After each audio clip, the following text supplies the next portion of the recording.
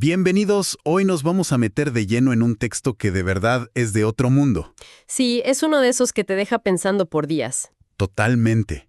Tenemos en nuestras manos unos fragmentos de Más astuto que el diablo, de Napoleón Hill, y la propuesta es fascinante. Absolutamente. Vamos a desmenuzar dos experiencias que él mismo narra y que parecen sacadas de una novela. O de una película. Justo. Primero, un pacto que hace con una voz que lo interpela en medio de la carretera. Y segundo, que esto es quizás lo más curioso, su costumbre de reunirse cada noche con un consejo de consejeros invisibles. Y no cualquier consejero. Estamos hablando de genios de la historia como Lincoln, Edison, Napoleón. Exacto. Y antes de que alguien piense que esto es un viaje a lo esotérico, hay que aclarar algo. Lo clave para entender a Hill es, por un momento, poner en pausa la pregunta de si esto fue real o no. Eso, hay que verlo como un manual de operaciones de la mente. Lo que él describe, con estas historias tan llamativas, es un método, un sistema para programar el subconsciente con una disciplina, diría, casi brutal, hacia un objetivo muy claro. Esa es la misión de hoy. No juzgar, sino entender la mecánica. ¿Qué podemos sacar de estas prácticas sobre la psicología del éxito y el uso deliberado, casi estratégico, de la imaginación? Bueno, creo que hay mucho que desempacar ahí. Bien, desentrañemos esto. Empecemos por el principio, con ese pacto en el camino. Una escena de película. Es 26 de octubre de 1923, el día de su cumpleaños. Hill va manejando, solo, y se siente, en el fondo del pozo. Sí, él describe un estado de indiferencia total, de sentir que ha desperdiciado su potencial. Y en ese momento de vulnerabilidad, siente una presencia en el asiento del copiloto. Una voz interior, la llama él. Y esa voz no llega para consolarlo, para nada. Llega para darle una sacudida tremenda. Directa, al grano, sin anestesia. Le dice, has desperdiciado más tiempo del que has usado constructivamente. Y Hill, en lugar de defenderse, se quiebra. Admite su culpa y pregunta qué puede hacer. Y la respuesta es una orden. Es una orden, sí. Le dice, toda la energía que has gastado en placeres y distracciones, ahora debe transmutarla, canalizarla hacia un único propósito, que es terminar su filosofía, la ley del éxito. Psicológicamente, este es un momento de inflexión tremendo. Es el arquetipo clásico del llamado a la aventura o a la misión que vemos en tantas historias. Desde la Odisea hasta Star Wars, sí. Exacto. Una fuerza, ya sea interna o externa, obliga al héroe, en este caso a Hill, a abandonar su zona de confort y confrontar su propósito más elevado. La voz es el catalizador. Es su propio subconsciente o su yo superior diciéndole, se acabó el juego. Y aquí es donde la historia da un giro que a mí me voló la cabeza la primera vez que lo leí. Cuando Hill pone la excusa más humana de todas. ¿El dinero? Claro, no tengo dinero para publicar esto. Y la voz no le ofrece un cheque, le ofrece un pacto. Un contrato, con términos y condiciones muy, muy claros. La misión de Hill es una: dedicarse en cuerpo y alma a completar y difundir su filosofía. Y a cambio, la voz le concede 3 cosas que desee. Pero no es un cheque en blanco, es una elección que va a definir el resto de su vida. Y sus elecciones son súper reveladoras de su estado mental en ese momento, ¿no? Totalmente. No pide $1.000.000. Pide, primero, sabiduría a través de un corazón comprensivo. Segundo, salud perfecta en cuerpo y mente. Y solo al final, la riqueza. Y solo al final. Y especifica que la quiere solo en la medida necesaria para poder cumplir su misión sin preocupaciones. Pero la inteligencia infinita, como la llama él, no queda satisfecha, le pone un pero que es fundamental. Totalmente. Ese es el giro crucial de la historia. La voz le dice, no es suficiente. Debes modificar tu primera elección para incluir la felicidad. Y la lógica que le da es demoledora. Es que sí. Le dice, sin felicidad, no serás un trabajador eficiente para la responsabilidad tan grande que se te ha encomendado. O sea, la felicidad no es un premio, es una herramienta de trabajo. Exacto, una herramienta. Y lo que me parece clave de ese sistema es que elimina por completo la idea de la suerte o del favor externo. Le dice que no espere que las cosas le lleguen. Claro. El método de pago está intrínsecamente ligado a sus acciones. Le explica que la felicidad se la ganará sirviendo a otros. La sabiduría le llegará a través de un deseo intenso y constante por ella. La salud con pensamientos positivos. Y la riqueza vendrá como una consecuencia directa de la gente a la que sirve, en proporción exacta al valor que les entregue. Es un sistema cerrado, perfectamente autosostenible. Él es el empleador y el empleador, el que paga y el que cobra. No hay un factor externo. La recompensa no está al final del camino. No, la recompensa es el resultado de cómo caminas. Si conectamos esto con el panorama general, lo que este pacto hace es forzar a Hill a asumir un nivel de autorresponsabilidad radical. Lo convierte, y cito, en su propio supervisor, su propio empleador, su propio sirviente y su propio pagador. Se aclavaron las excusas. Exacto. Cada resultado en su vida a partir de ese momento es un reflejo directo de su estado interno y de sus acciones. El pacto le da su porqué, su misión. Pero bueno, eso no sirve de nada sin un cómo diario, un método para moldearse en la persona capaz de cumplir esa misión. Y ese cómo es, quizás, la parte más extraña y fascinante de todo esto, su consejo de consejeros invisibles. Aquí entramos en otro terreno. Sí. La idea nace porque él sentía que venía de un entorno de ignorancia y superstición, y se propuso una tarea de un renacimiento voluntario. Quería reconstruir su carácter desde cero. ¿Y qué mejor que tener a los mejores mentores de la historia? Pues eso mismo pensó. Así que formó un gabinete imaginario. Los 9 originales eran Emerson, Paine, Edison, Darwin, Lincoln, Burbank, Napoleón, Ford y Carnegie. Una alineación de titanes, el equipo soñado de cualquier emprendedor o pensador.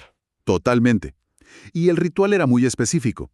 Cada noche se imaginaba sentado en una gran mesa de conferencias con ellos. Él presidía. Y les hablaba en voz alta. Ojo, en voz alta. Sí, en voz alta, pidiéndole a cada uno que le transmitiera la cualidad que más admiraba de ellos. A Lincoln le pedía su sentido de la justicia. A Napoleón su capacidad de inspirar a la acción. A Edison su espíritu de fe y perseverancia. Espera, aquí tengo que intervenir. Seamos un poco escépticos. Un tipo encerrado en una habitación, hablándole en voz alta a sillas vacías, suena más a un posible delirio que a una estrategia de éxito, ¿no? Claro. ¿Dónde está la línea entre esta técnica y simplemente, perder el contacto con la realidad? Es la pregunta del millón. Y de hecho, él mismo se la hizo. Pero antes de llegar a su crisis, veamos qué pasó. Claro, y esto es más que simple autosugestión. Desde la neurociencia podríamos decir que estaba creando redes neuronales dedicadas a esos rasgos.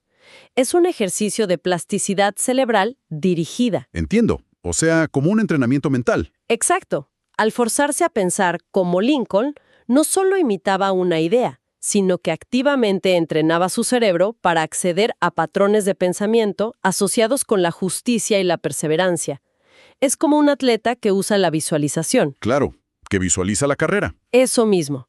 No está viendo la carrera, está activando los mismos circuitos neuronales que usará en la carrera real.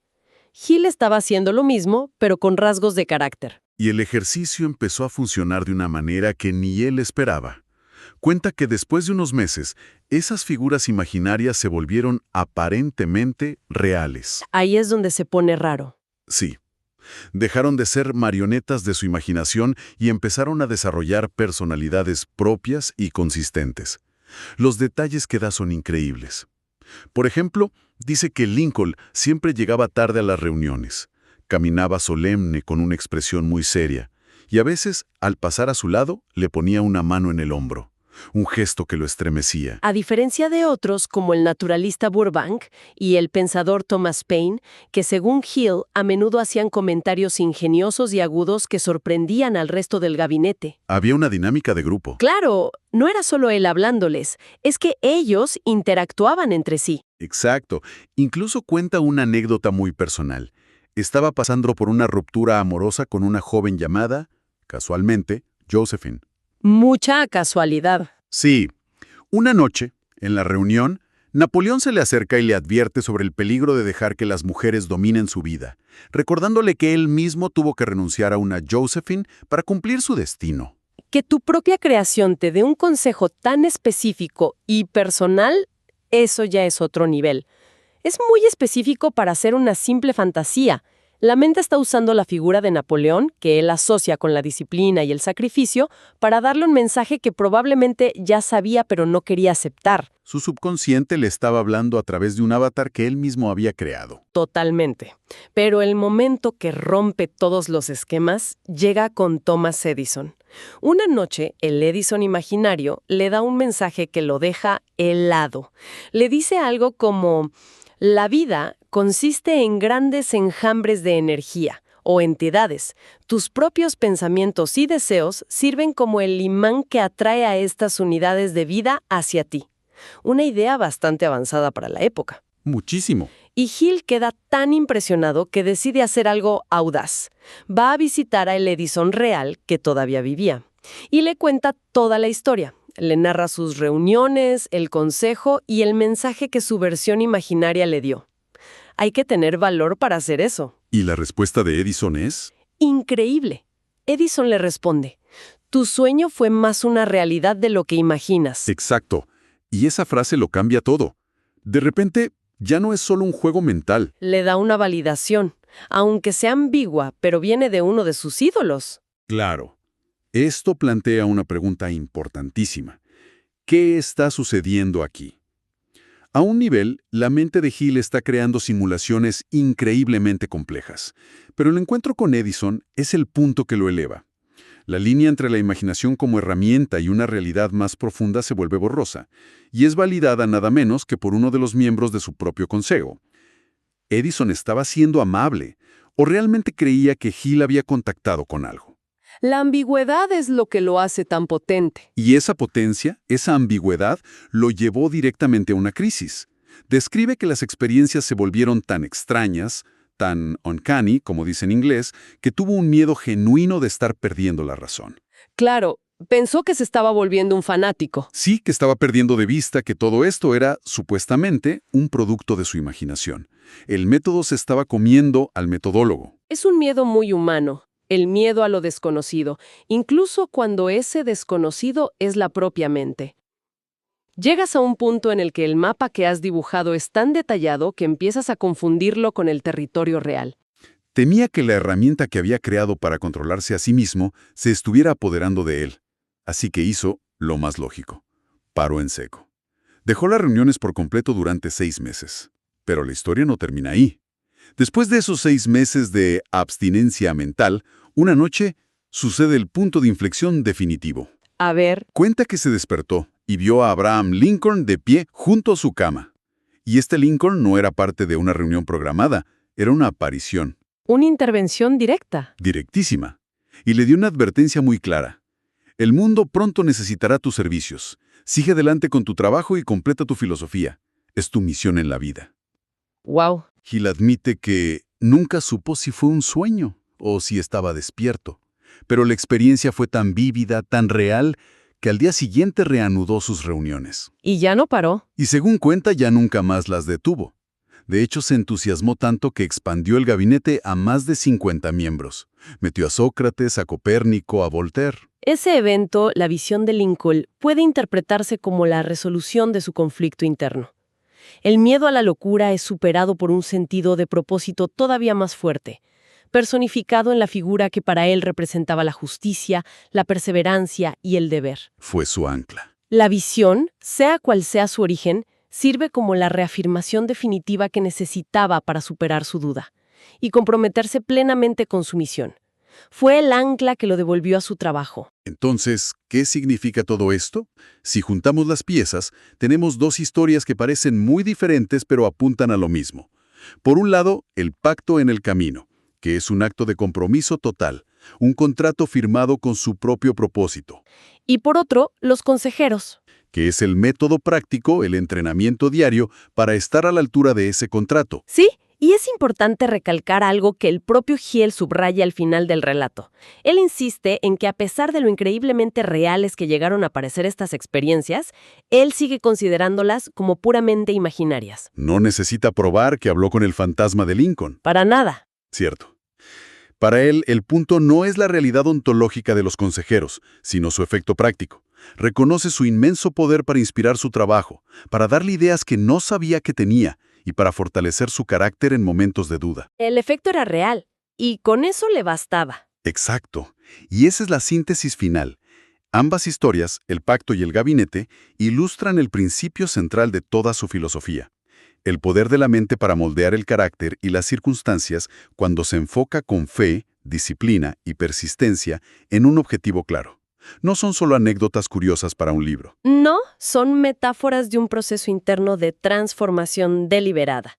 El pacto establece el qué y el por qué, y el gabinete de consejeros proporciona el cómo diario. Al final, Hill nos deja con esta idea fascinante. Se cuida mucho de no cruzar la línea y decir, hablé con los espíritus, pero al mismo tiempo nos cuenta historias donde la línea entre su mente y otra cosa se vuelve casi invisible. Sí, deja la puerta abierta. Y esto nos deja con una pregunta que da para pensar, una que nos parece perfecta para cerrar esta exploración. Hill usó la imaginación como una herramienta deliberada para su crecimiento, y los resultados fueron innegablemente reales en su vida y su trabajo. La pregunta que queda flotando es, ¿qué tan delgada es la línea entre la imaginación usada como una herramienta para construirnos a nosotros mismos y la realidad que esa misma imaginación puede ayudar a manifestar?